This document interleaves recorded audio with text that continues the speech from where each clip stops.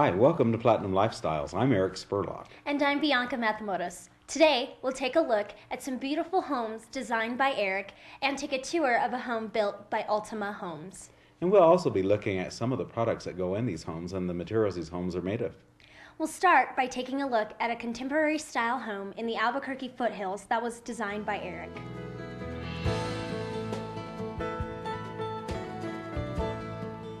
Well, Jim and I had spent quite a bit of time together talking about what we wanted, and Jim is very good at doing these architectural drawings himself. So he translated what we talked about onto paper, and so we had a pretty good idea of the kind of home we wanted. We wanted to take advantage of high ceilings and especially the views, and so we showed Eric our initial drawings, and he said then he was very impressed, and he made a few changes, but he was great to follow a lot of the plans and the designs that we presented him and wanted for ourselves.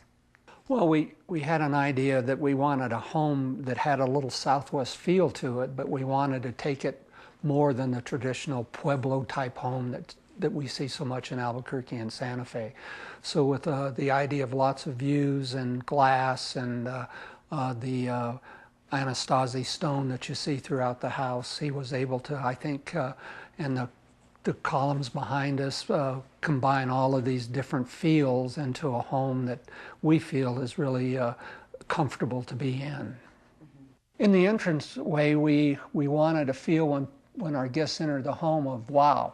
And so it's essentially, I think, 18 feet from the floor to the top, a large volume. I'm a fairly tall man, and I kind of like to enter things where I don't feel like I've got to stoop to get into them like many of the homes in Santa Fe.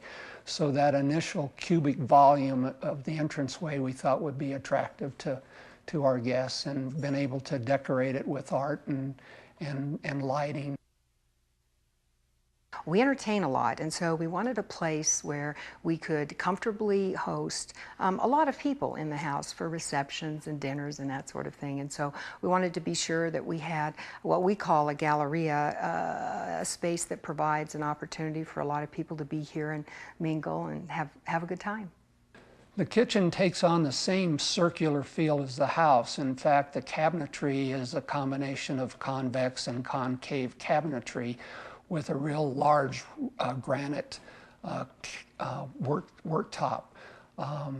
It was difficult to find a cabinet maker who wanted to take on that project, but our contractor was able to find somebody who did that, and it's really, I think, impressive rather than having square things stacked in hexagons and pentagons to actually have curved cabinetry. Again, it takes on the same materials and drawer pulls and all as throughout the house. Well, we call it the morning room, and it catches just lots of light almost any day. And with bird feeders and a bird bath out there, we have all kinds of birds in the morning feeding while we read our paper, and it's a real warm, comfortable place to be in, particularly in the morning as you prepare to go to work. Well, we call it the great room, and it's a kind of a room designed to look at the mountains, and you can, and a panorama of the mountains from both this room and the dining room. The high ceilings and the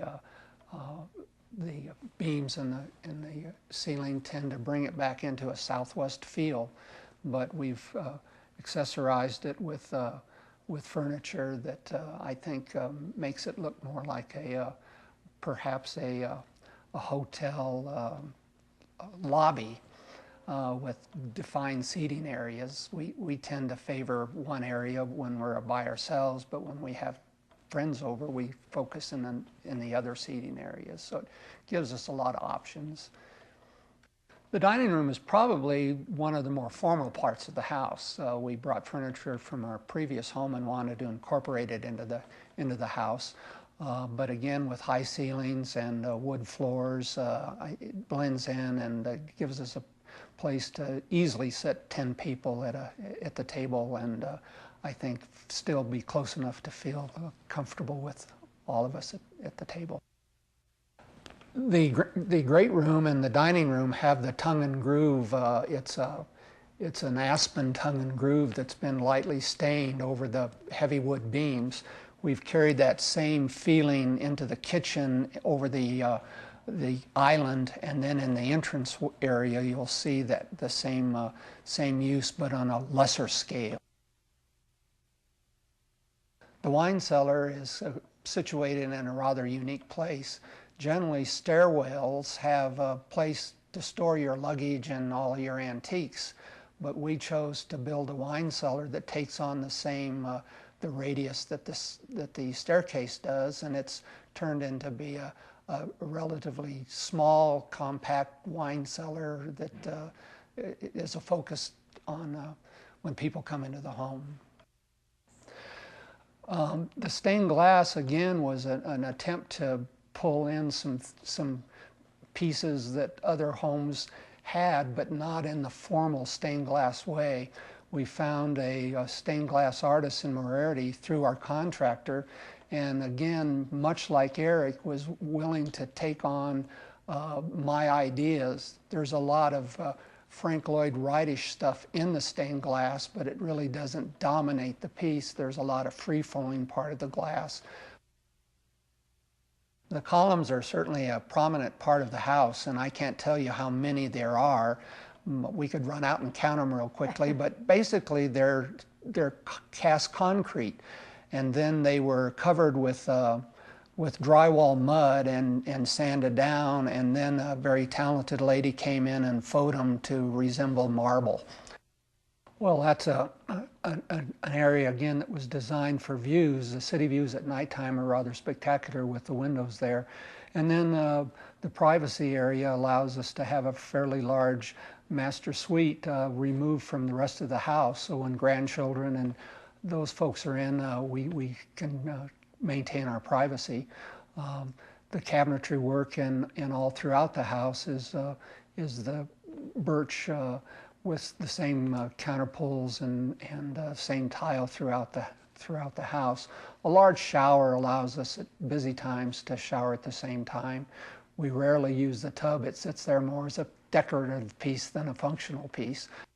The exercise area is an area that allows us to watch TV, and there's a bar there where Terry makes her morning coffee.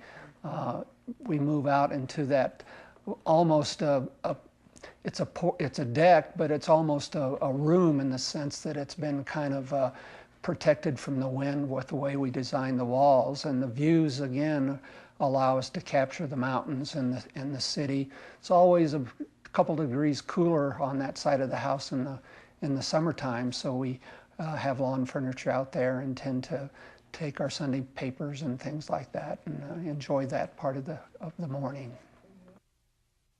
Eric was wonderful. He took a lot of time. He's very thoughtful. He's also very flexible, and all of those characteristics were very important to us. He was very enthusiastic as well. You know, it was a very exciting time for us. We were thrilled about this whole project, and it was fun to be around someone who could share our excitement, and I think genuinely so, share our excitement and help us make this project reality. He was terrific.